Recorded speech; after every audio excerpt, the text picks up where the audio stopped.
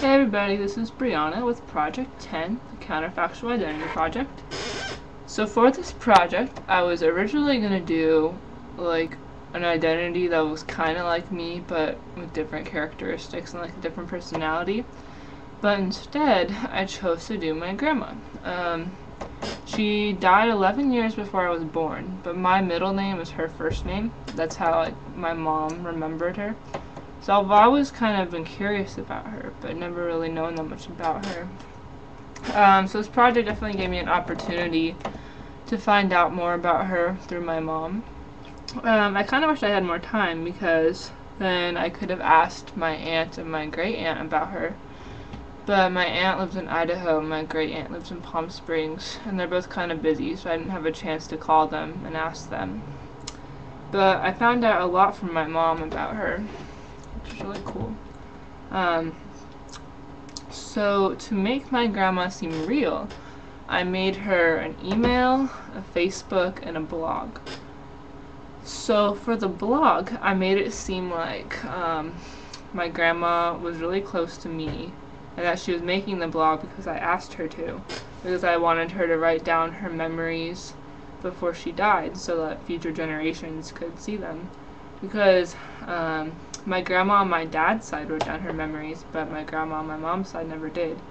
So I'm writing it as if she is writing down her memories now for her future generations to know about.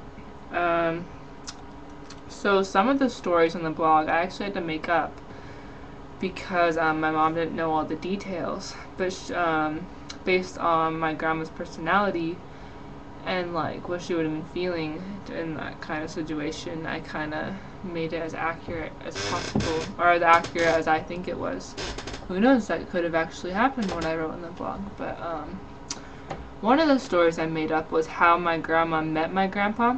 The only details my mom could tell me was that they met in Los Angeles and my grandma was only 19 years old, and that they got married while my grandma was pregnant with my aunt.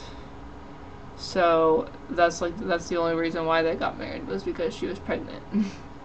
So I kind of made up how like my grandpa was really charming. Well, my mom told me, like, I've seen pictures of my grandpa and he was pretty charming. It's kind of weird, but yeah, so I kind of described what my grandma was feeling when she met my grandpa. But yeah, so that's one of the made up stories.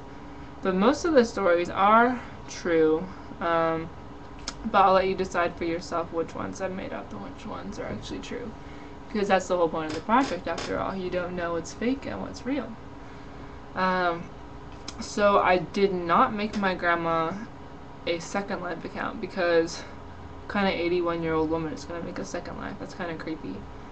But if I did make her a Second Life, I guess it would make her seem more real because she could like talk to people and people wouldn't even know that she was like dead. That her granddaughter was actually controlling her. So that's what the internet can do nowadays. You don't know who's real and who's fake. I mean, anyone on Second Life could be some fake person, or someone like me just using a dead person's identity as theirs. So yeah, you never know who's a counterfactual identity and who's not. Yeah, so I actually hope that I can continue on with the blog even after this project is through, so I can find out more about my grandma, and so that the blog will still be available for future generations if they ever want to know about their ancestor, or if my children ever want to know about their great-grandmother, they can just read the blog and I can tell them why I made this blog. That would be kind of cool. So yeah, I really enjoyed this project and I hope to continue on with it. And yeah, see you all later. Bye.